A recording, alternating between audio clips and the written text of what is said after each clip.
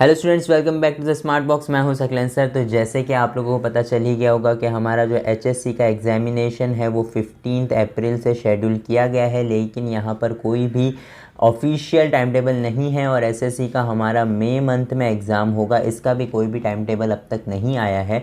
बहुत सारे time table जो है वो व्हाट्सएप पर सर्कुलेट हो रहे हैं, बट प्लीज़ आप उन सबको फॉरवर्ड मत करिए।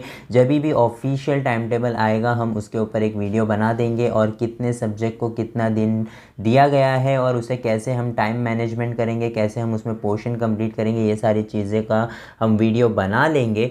लेकिन आप उससे पहले ज़रा भी किसी भी चीज़ पर भरोसा मत करिए ऑफिशियली, जब तक गवर्नमेंट से टाइम टेबल नहीं आ जाता। और पैटर्न भी आ जाएगा, पेपर पैटर्न जो भी रहेगा वो भी उसके साथ ही आ जाएगा। तो प्लीज़ उस तब तक जो है आप वेट करिए और कोई भी फॉल्स न्यूज़ जो है वो मत फैलाइए, ठीक है। अब यहाँ पर आज के इस वीडियो में हम स्ट्रेटेजी देखने वाले हैं कि किस तरह से आप जो है बचे हुए दिनों में 90+ % ला सकते हैं। और याद रखिए कि यहाँ पर ये जो भी मैं आज आपको स्ट्रेटेजी बताऊँगा वो हमारी स्ट्रेटेजी खुद की अपनाई हुई है। लास्ट ईयर हमने ये स्ट्रेटेजी अपनाई थी and we got the result of 92%। जो भी आया था मैं आपको बताऊंगा, लेकिन उससे पहले अगर आपने हमारे चैनल को अब तक सब्सक्राइब नहीं किया है so please push the subscribe button और इस वीडियो को पूरा देखिएगा। चाहे आपने अब तक पढ़ाई शुरू की हो या ना की हो, अगर आपने बिल्कुल भी नहीं की है तो ये वीडियो आपके लिए है। एंड तक बिल्कुल भी देखिएगा, कोई भी इसका पार्ट स्किप मत करिएगा, क्योंकि मैं बहुत ही इन डिटेल बताने वाला हूँ कि बचे हुए दिनों में आपको स्टडी करनी कैसी है। तो आइए स्टार्ट करते हैं। तो याद रखिए स्टूडेंट्स, जो भी स्ट्रेटेजी आज हम लोग यहाँ पर डिस्कस करने वाले हैं ये हम लोग की खुद की पर्सनल स्ट्रेटेजी अपनाई हुई है। लास्ट ईयर हमारे स्टूडेंट्स को हमने ये स्ट्रेटेजी बताई थी और उनमें से एक ने जिसने इसे पूरी तरह से किया था उसका 92% एसएससी बोर्ड में आया था by just studying in last 90 days. तो यहाँ पर हमारे पास 90 डेज़ से ज़्यादा बचे हुए हैं। तो 90 डेज़ में हमें क्या करना है वो मैं बताऊँगा, और जो बचे हुए दिन हैं उसमें क्या करना है वो लास्ट में वीडियो के मैं बताऊंगा कि जो बचे हुए दिन है उसमें क्या करना है। तो यहाँ पर सबसे पहले हम फोकस करते हैं कि हमारे 6 सब्जेक्ट हैं। यहाँ पर हमारा फर्स्ट सब्जेक्ट है साइंस, दूसरा है एसएस, फिर आते हैं हमारे 3 लैंग्वेजेस और फिर आता है मैथ्स। अब यहाँ पर इन सब की स्ट्रेटेजी जो है वो अलग अलग है। याद रखिए, साइंस की स्ट्रेटेजी अलग है, एसएस की स्ट्रेटेजी अलग है, लैंग्वेजेस की और मैथ्स की सबकी ही स्ट्रेटेजीज़ अलग है। तो गौर से सुनिएगा और उसको ज़रूर फॉलो करने की कोशिश करिएगा। तो सबसे पहला यहाँ पर है हमारा साइंस। देख लेते हैं कि साइंस में किस तरह से हमें पढ़ना है। आपको जैसे कि पता है कि हमारे साइंस के 2 पार्ट है, एक है साइंस 1 और एक है साइंस 2। तो यहाँ पर आपको बस एक छोटा सा काम करना है कि जितने भी एक्सरसाइज में क्वेश्चन दिए हुए हैं उन सब को याद करना स्टार्ट कर दीजिए। जो भी आपको डाउट है, कोई भी आंसर में, कोई भी थियरी पार्ट में अगर आपको समझ में नहीं आ रहा है तो आप हमारे कोई भी वीडियो पे कमेंट कर सकते हैं, हम आपको वो थियरी पार्ट समझाने की कोशिश करेंगे। लेकिन आपको आंसर किसी भी तरह याद करना है। आप इन डिटेल मत जाइए, पहले सबसे पहले जो भी एक्सरसाइज है, एक्सरसाइज के पीछे जो क्वेश्चंस है उन्हें कंप्लीट करने की कोशिश करिए। जब आपका दोनों साइंस 1 साइंस 2 का ये पार्ट आपका कंप्लीट हो जाएगा तो 21 सेट जो मार्केट में अभी अवेलेबल हो चुकी है, 21 सेट में एक्चुअली होता क्या है मैं आपको बता दूं कि लास्ट 5 to 6 ईयर्स के क्वेश्चन पेपर होते हैं। उसके अंदर जो भी क्वेश्चन होते हैं रिपीटेड क्वेश्चंस वही आपको पढ़ने हैं जो आपने एक्सरसाइज में किया वो, और फिर जो 21 सेट में आपको मिलेंगे उसे आपको और ज़्यादा करना है और ज़्यादा प्रैक्टिस करना है। और फिर उसके बाद याद रखिए कि कोई भी चीज़ में अगर लर्न करता हूँ स्टूडेंट तो लर्न करने में और उसे लिखने में बहुत फ़र्क होता है। तो जब आपका लर्न करके हो जाए 21 सेट से आप रेफ़र कर ले कि कौन से क्वेश्चन ज़्यादा इम्पॉर्टेंट है, जो ज़्यादा बार रिपीट हुए हैं, जो ज़्यादा बार पूछे जाते हैं, 5 मार्क्स के लिए या 2 मार्क्स के लिए या 3 मार्क्स के लिए जो भी क्वेश्चन पूछे जाते हैं आप 21 सेट में से रेफ़र करिए और फिर उसके बाद उसकी प्रैक्टिस करिए, उसे लिखिए, उसे राइट करिए, उसे जितना हो सके आप लिखिए, क्योंकि जब तक आप लिखेंगे नहीं, याद रखिए, आप जब तक लिखेंगे नहीं तब तक आपको लिखने की आदत नहीं होगी और बोर्ड एग्जामिनेशन में आप पर प्रेशर क्रिएट हो सकता है। तो जितना हो सके साइंस को याद करने के बाद लिखने की कोशिश करिए। और फिर उसके बाद हम आ जाते हैं हमारे मैथमेटिक्स में। याद रखिए हमारे मैथमेटिक्स में बहुत सारे चैप्टर्स जो है कैंसिल किए गए हैं, तो आपको जो है वो वीडियो जो भी कैंसिलेशन का है वो एक बार और देख लीजिएगा। मैं डिस्क्रिप्शन में वो वीडियोस के लिंक डाल दूंगा और प्लीज़ उन्हीं चैप्टर को करिएगा जो आने वाले हैं। बहुत सारे स्कूल्स में भी जो है जो चैप्टर कैंसिल है वो भी करा रहे हैं, बट आप प्लीज़ एक बार और आपको जो मैं है पीडीएफ भी दे दूंगा जो हमें महाराष्ट्र बोर्ड ऑफ एजुकेशन से आया था और हमने जो है वीडियो भी उसी को देखकर बनाया था। तो हमारा वीडियो बिल्कुल भी ऑथेंटिक है। आप उसके अंदर जो भी चैप्टर कैंसिल है आप हम पर भरोसा कर सकते हैं कि वो चैप्टर्स बोर्ड में नहीं आने वाले हैं। आपको अगर स्कूल में पढ़ा रहे हैं तो आप भी उन्हें रेफ़र करने के लिए बोलिए, उन्हें डॉक्यूमेंट्स दिखाइए, उन्हें जो पीडीएफ्स आए हैं गवर्नमेंट से वो दिखाइए ताकि दूसरे बच्चों का भी नुकसान ना हो। अब यहाँ पर सबसे पहले करना क्या है, जो भी चैप्टर कैंसिल है उन्हें तो नहीं पढ़ना है। यहाँ पर सबसे पहली चीज़ है हमारी कि हमें फार्मूलाज लर्न करना है। जो भी फार्मूला है, जैसे अगर मैं ज्योमेट्री की बुक खोल रहा हूँ तो ज्योमेट्री बुक में हमारे अगर मुझे 5 चैप्टर आने वाले हैं तो पाँचों चैप्टर में जितने भी फार्मूला है वो मैं सबसे पहले लिख लूँगा। फिर उसके बाद जितने भी थ्योरम्स हैं उन सबको अलग अलग लिख दूँगा। यहाँ पर अगर आपको थ्योरम्स की जो इम्पॉर्टेंट थ्योरम्स की जो लिस्ट चाहिए वो अगर चाहिए तो आप मुझे नीचे कमेंट कर सकते हैं, मैं वो भी आपको दे दूंगा। लेकिन उससे पहले आपको ये सारी चीज़ें याद करनी है। फार्मूलाज आपको याद करने हैं, थियरम्स याद करने हैं। अलजेब्रा में भी यही करना है। क्वाड्रेटिक इक्वेशन के हमारे बहुत सारे फार्मूलाज हैं और फिर आगे चलते प्रोबेबिलिटी और एपी वगैरह के जो भी फार्मूलाज है वो सारी फार्मूलाज आपको पहले लिख लेने हैं, उसे याद करने हैं और फिर उसके बाद आपको स्टार्ट करना है सॉल्व एग्जाम्पल और प्रैक्टिस सेट से।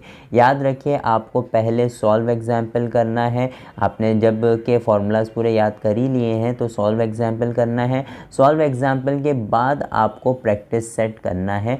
प्रैक्टिस सेट भी सिर्फ वही करना है जो कैंसिल नहीं किया गया है। जो कैंसिल किया है वो प्लीज़ मत करिएगा, इसलिए मैं बोल रहा हूँ कि बार बार वीडियो देख लीजिएगा।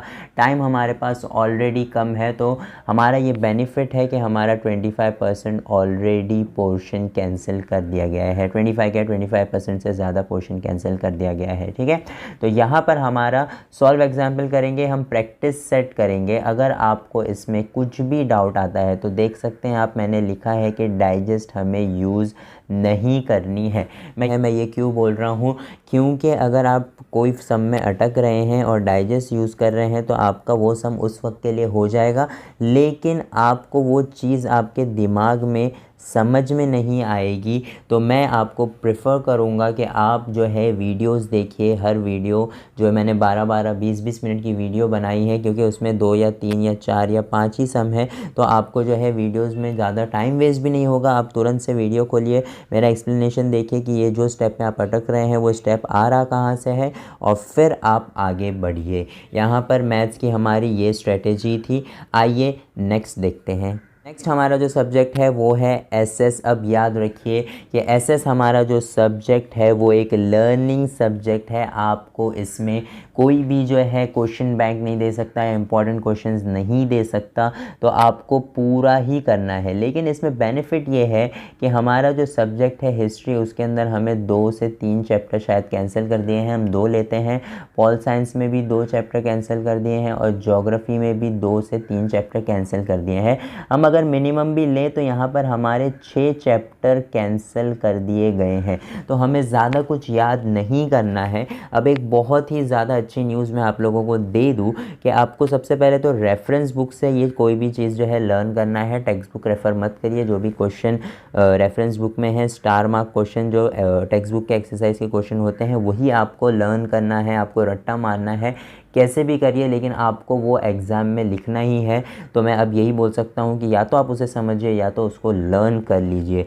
लेकिन एक बहुत ही अच्छी न्यूज़ आपके लिए ये है कि जिसके लिए हम जो है ज्योग्राफ़ी से स्टार्ट करेंगे, अगर हमें रिस्पॉन्स अच्छा मिला तो हम उसे आगे कंटिन्यू करेंगे। हम करेंगे ये कि जो भी हमारे आंसर्स रहेंगे हम उन्हें जो है यहाँ पर एक्सप्लेन करेंगे आपके लिए। तो आपके लिए जो है वो याद रखना और काम करना ज़्यादा आसान हो जाएगा।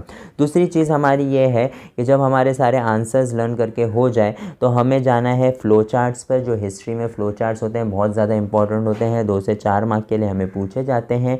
मैप तो हमारा बहुत ही ज़्यादा इम्पॉर्टेंट है, चाहे वो हमें मैप रीडिंग हो या फिर मैप मार्किंग हो, ये दोनों ही इम्पॉर्टेंट है हमारे लिए। तो टोटल 10 मार्क तो हमारे इस पे डिपेंड करते हैं। ग्राफ भी हमारा समझ लीजिए 5 मार्क्स तक आता है।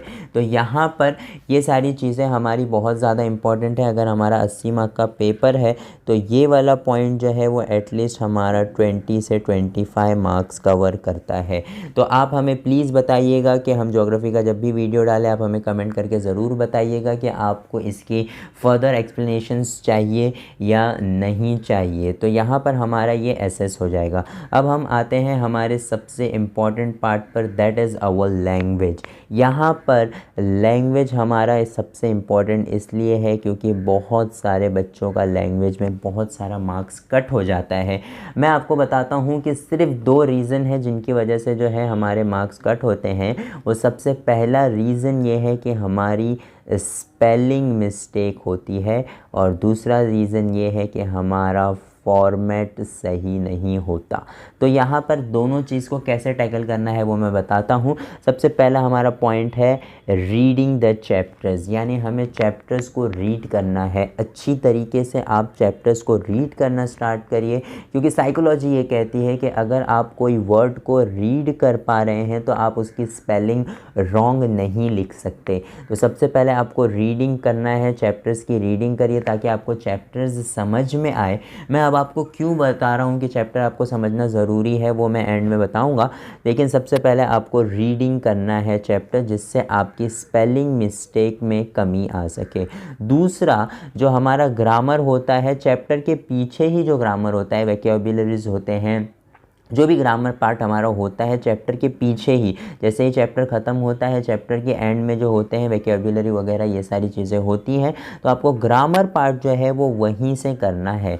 वोकैबुलरी और राइटिंग स्किल भी उसके अंदर जो रहता है मोस्टली 90% जो है वही पूछा जाता है बोर्ड एग्जामिनेशन में, जो चैप्टर के पीछे होता है। ठीक है, अब यहाँ पर एट दी एंड जो चैप्टर आप जो भी रेफरेंस बुक अगर आप टारगेट या जो भी डाइजेस्ट वगैरह रेफ़र कर रहे हैं इंग्लिश हिंदी मराठी के लिए, तो उसके एंड में जो है ना मीनिंग्स, अपोजिट, लिंग बदला, वचन बदला और हिंदी मराठी के काउंटिंग्स, नंबर्स, ये सारी चीज़ें होती हैं वो आपको एंड में करना है। जब आपका रीडिंग हो जाएगा, जब आपका ग्रामर हो जाएगा, जब आपकी वोकैबुलरीज कंप्लीट हो जाएगी, राइटिंग स्किल आपको समझ में आ जाएगा, उसके बाद आपको जो है क्या करना है, मीनिंग्स, अपोजिट्स, वचन बदला, लिंग बदला और जो भी नंबर्स है वो सारी चीज़ें आपको एट दी एंड करनी है।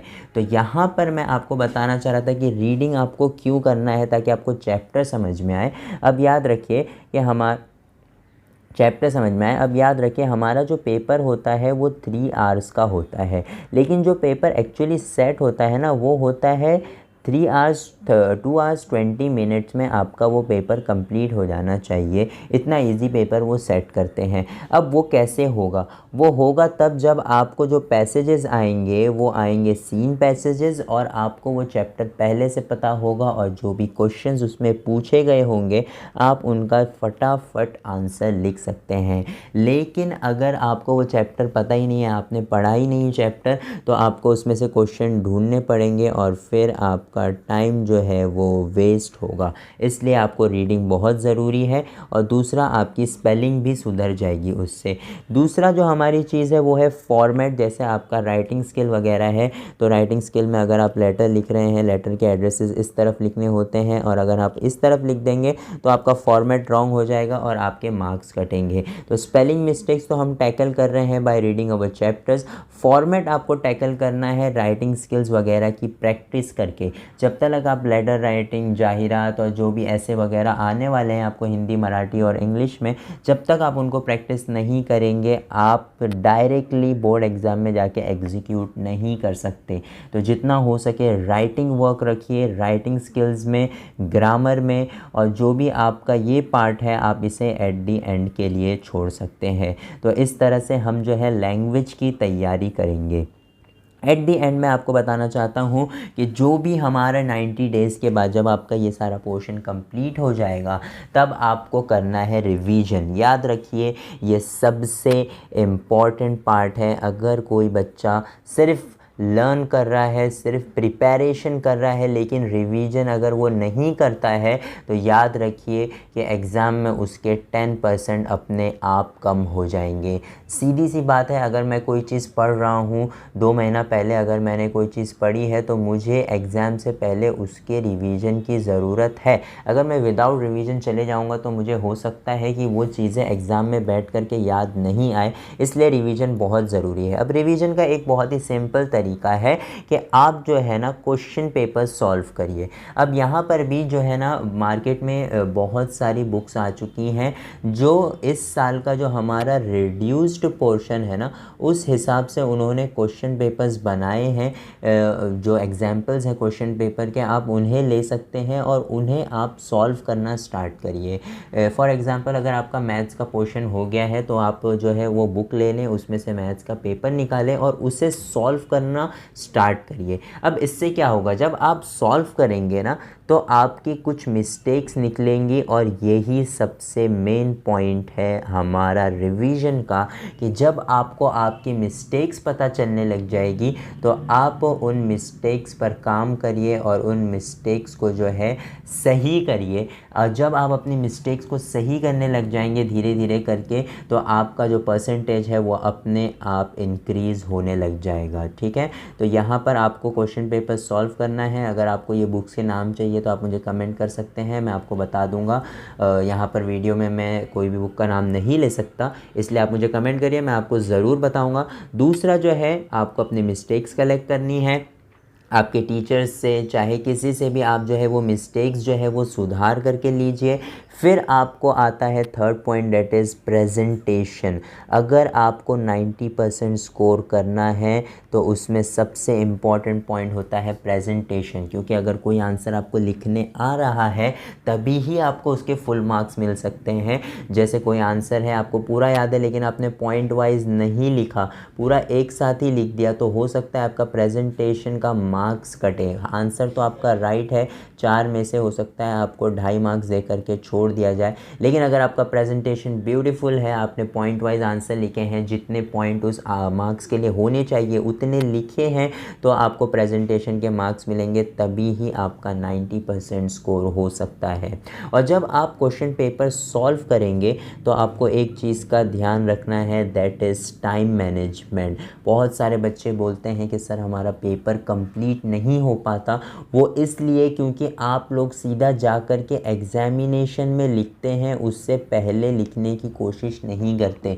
जितना आप राइटिंग प्रैक्टिस करेंगे एग्जामिनेशन से पहले उतना आपका टाइम मैनेजमेंट अच्छा होगा, याद रखिए। क्योंकि जब आप कोई भी चीज़ पहली बार करते हैं ना तो आपको उसका टाइम जो है वो ज़्यादा लगता है, तो जहाँ पर आप प्रैक्टिस करते रहेंगे तो आपको उसी को लिखने में टाइम जो है वो कम लगने लगेगा और आपका टाइम मैनेजमेंट बेटर होता रहेगा। तो ये सारी चीज़ें आपको ध्यान में रखनी है।